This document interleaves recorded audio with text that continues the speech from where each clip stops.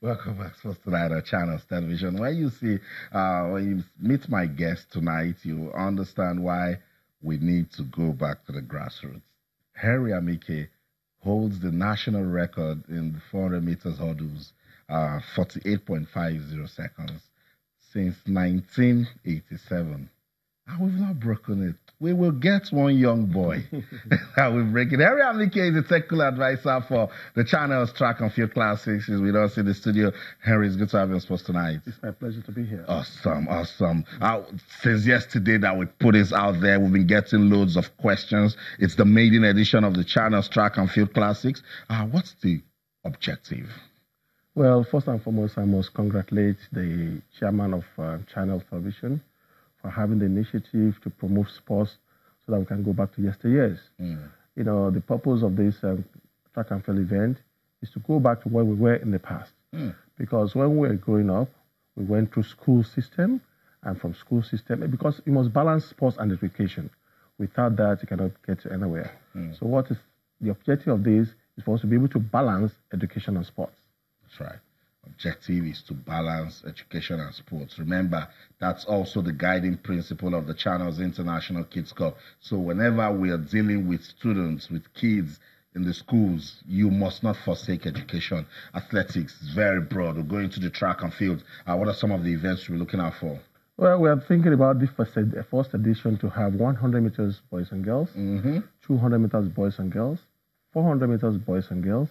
We are having 800 meters boys and girls, long jump boys and girls, 4x1 boys and girls, and of course 4x4. And finally, we are going to have 400 meters hurdles. Okay. Because I believe that event has been killed. And the channel has told us that we must bring back what we had in the past. So hurdles is going to be one of the events. It's going to be very challenging. Someone's record will be on the line. Well, I don't know about that in the first edition. Okay. For the next 2 years, probably. Henry will be there saying, okay, relax. But it's beautiful. We're getting loads of questions on social media. Why is there no discus? Why is there no javelin throw? And all of those other field events. But like I said, this is the first edition. You cannot handle all the events. So by the time we come out next edition, most likely most of the events will be added to it. This time we are just trying to showcase, like a trial run, to see how best we can get the input of the private sectors, because we actually need the private sector to come on board. That's right. Because sports is a very big industry, and for you to make the best out of these athletes, you must have the backing financially. Awesome. Why under 17? Well, we believe that is the stage by which we catch you before you get to the national team. And apart from the age thing, in this country we have had issues of cheats. Most of these athletes that are 25 come and do junior national teams. And this time around, we're going to monitor it. You must come from the school, and you must have documents that you're the student. And apart from that, your age must be within 13 and 17 years old, which is very key to development of track and field. That's right. So, because we know some athletes are versatile. You get a guy do the 100 meters, 200 meters, do the relays. Do you have any limitation for a particular athlete, the number of events that they're supposed to take part in?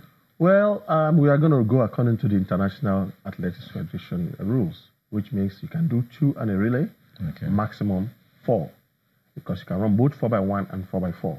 So we're encouraging the athletes not to do more than 4 events because of their age and because we want them to run the performances that is going to be required. How do we get the schools?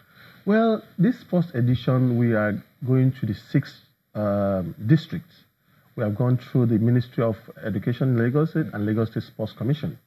We have worked together and picked the best schools around these 6 districts to come for the first edition. The first edition is we're going to have 60 schools in total from the 6 geopolitical zones, both private and public schools, because in sports, there's no differentials. So we're all equal when we're doing sports. So if you're in private school or public school, it doesn't matter to us. Just come out there and do your best. Over 60 schools, Henry, we should be expecting over 1,000 athletes on that. Definitely, we're going to have much more than that. How are we going to handle that? The preparation is in top tier, and most of the people we have are professionals that's going to handle it. I believe that when you come there, you're going to have a lot of fun. It's going to be very exciting. The athletes themselves have been coming in, talking to us how ready they are. I'm sure if you come there, you enjoy yourself. You know, when you put together a competition, somebody's like, what's in it for us? What's the prize money? What are we giving to these guys? At the grassroots, we try to emphasize prize money and all of those cash prizes. What's on offer for the channels track and field? For the channels track and field, we're going to do something different, something that is acceptable internationally. We're going to give them medals, of course. These are the medals we're going to give.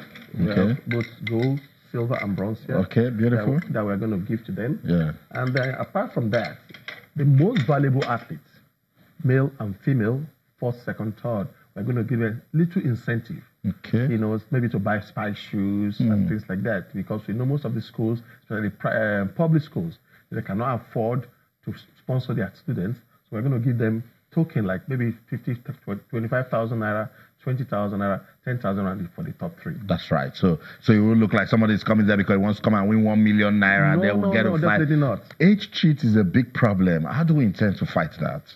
Well, we have a team that is we're going to do what is called screening, and we have what is called a call room, and we have a data of the athletes that have been coming in the past. So we're going to use all those to determine the age, and definitely we're going to try our best. We cannot be 100% sure of their ages because in this part of the world, sometimes the computer, they can manipulate it. But we're going to do as much as we can to make sure we are doing the right thing. And then it's under 17. One guy comes up and says it's 17 and 7 months. Is this still part of it? No, what the rule says, you must be 17 as of December of that year. Okay. So even if you are 17 in January, you're still qualified to compete. So that is the international rule. Okay. And apart from that, we're going to give little incentives to the school for as transport subsidy, so they can come from their various locations to the stadium. Beautiful. Thank you, Harry. But just stay right there. Don't you think Harry should tell us one or two things about athletics in Nigeria? We'll ask him about that. But let's go on this quick break. When we come back, more on the channel's track and field classes. So don't go anywhere. Stay.